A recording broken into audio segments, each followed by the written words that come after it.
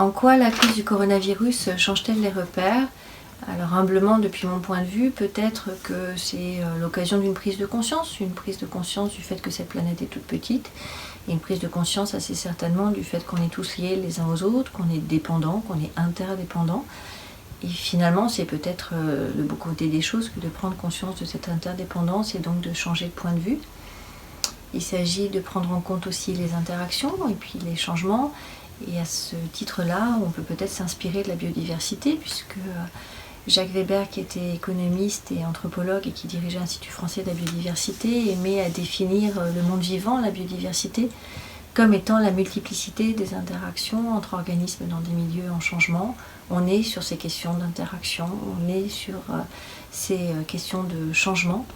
Et les questions du coup peut-être de s'inspirer de ces plus de 3,5 milliards d'années d'interdépendance et d'interaction entre organismes vivants pour s'inspirer aujourd'hui pour aider et accompagner notre vivre ensemble et les choix collectifs qu'on fera en la matière.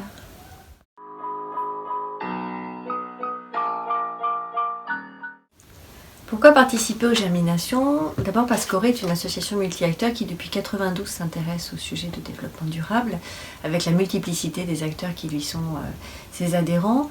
Et puis depuis plus de 15 ans, elle s'intéresse au sujet biodiversité et économie plus spécifiquement. Et c'est en tant que responsable biodiversité et économie que j'ai accepté d'animer un atelier dans le cadre des germinations. Dans notre groupe de travail au sein d'Auré, nous travaillons sur les relations entre les humains à propos des choses, ça c'est l'économie, mais aussi à propos du monde vivant, puisqu'on essaie de mêler ces deux enjeux de biodiversité et d'économie, humains compris évidemment.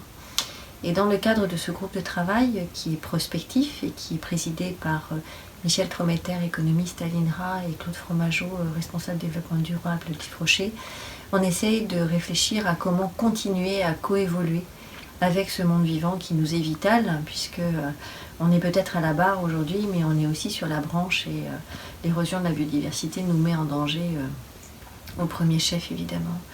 Il s'agit aujourd'hui de mobiliser les coalitions d'acteurs pour une reconversion écologique. C'est ce qu'essaye de faire Auré dans le cadre de ses travaux et c'est ce qui est au programme aussi des germinations. Donc très logiquement, on accompagne cet événement et je serai très heureuse d'animer cet atelier.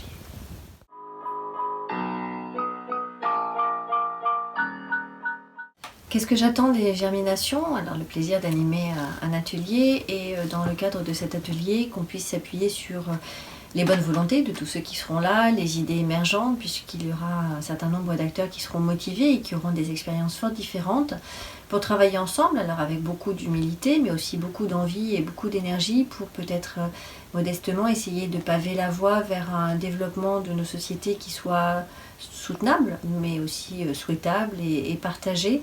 Et je pense que ces ateliers permettent d'avoir une grande force de créativité et d'intelligence réunie qui doit permettre de nourrir les imaginaires, de donner des envies de projets, mais aussi des clés pour initier tous ces projets-là ou toutes ces idées-là dès le quotidien aujourd'hui de la part des acteurs.